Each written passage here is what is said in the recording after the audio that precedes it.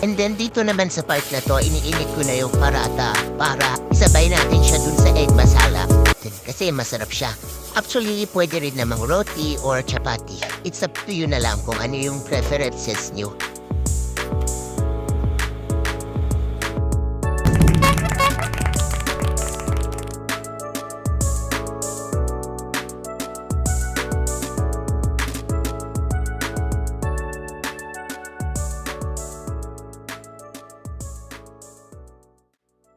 Mostly sa mga South Asian dish, sinasabayan nila ito ng chutney at yogurt.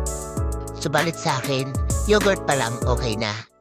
Ganito siya kainin o parang pipitas ka ng tinapay at ipapalaman mo siya. Pero dapat paunti-unti lang.